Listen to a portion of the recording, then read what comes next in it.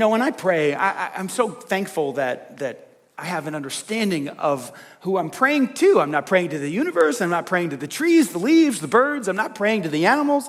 I'm praying to the God who parts oceans. This is because prayer is really an exercise of trust. That's what it is. Prayer is an exercise of trust. When you pray, you're saying, God, I'm taking this situation with my spouse, son, daughter, work, with the diagnosis from the doctor. I'm taking this situation with my boss and this financial situation that we can't pay for. I am taking this situation and I'm going to put it in your hands. And I'm going to allow you to control the situation. See, here's the problem with most of us. You are a control freak. And when you try to control, have you noticed this? When you try to control your life, it produces nothing but anxiety and anger. Have you noticed that yet? Come on, some of us have. We should be aware of this by now because we've lived long enough. You've been trying to control scenarios for over 2 decades now, and all you've gotten is anger and frustration and anxiety. Stop it. Right? Like, we're old enough now. It's like, that doesn't work. Is there another way? Yes. The other way is to take the scenario and the situation and to put it in the hands of God. Listen to what Peter said in 1 Peter chapter 5. Cast all your what? Your what? See, does the Bible talk about anxiety? You bet it does. Jesus talked about it. Peter talked about it.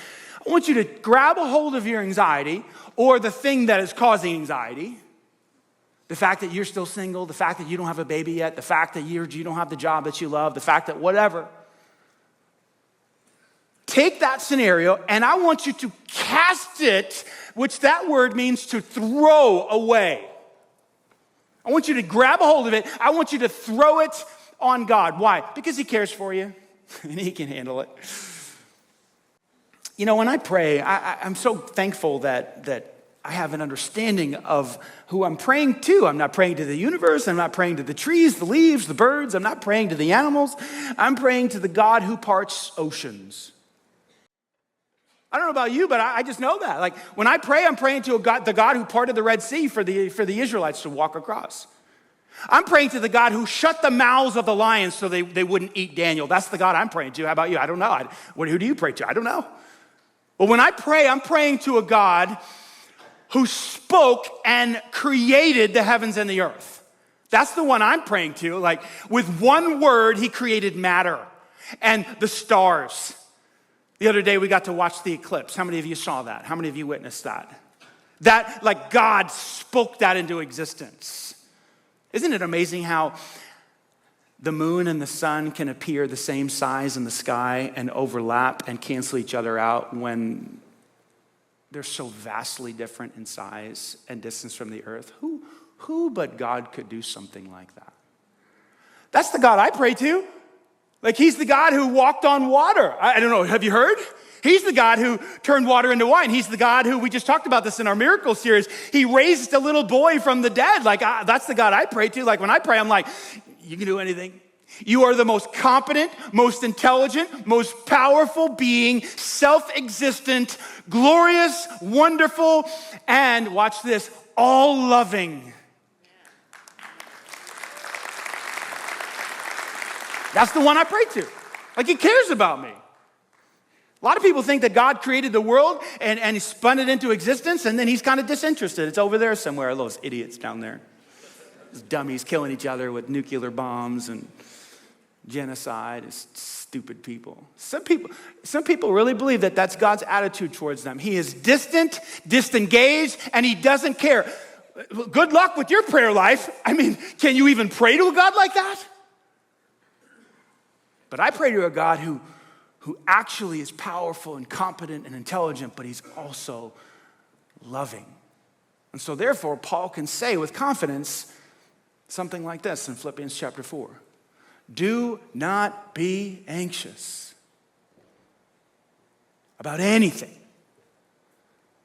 Whatever comes into your life, whether it's a parenting issue, a financial issue, a job issue, a health issue, do not Be anxious. Do not try to control the situation by worrying about it. Isn't that funny how we do that sometimes? We think it's the responsible thing to worry.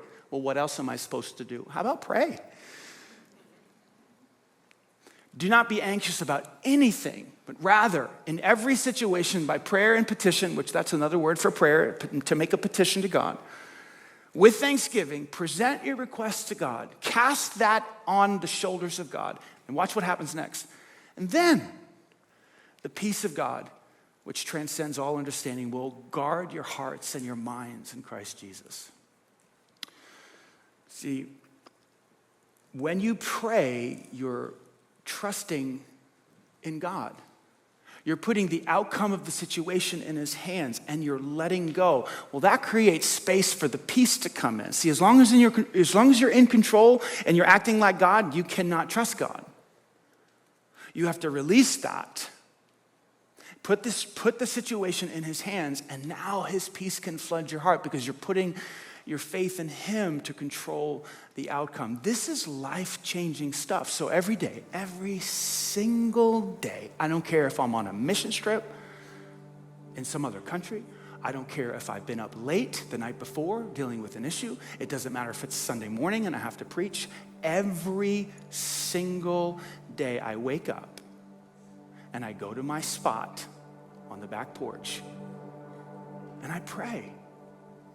And sometimes the prayers are incoherent because it's tough in the morning. I haven't even had a cup of coffee. And sometimes I'm, saying things that maybe don't even make sense. But I'm praying because I'm putting outcomes in God's hands. I'm aligning my heart and mind with him, and I'm reorienting my focus on him.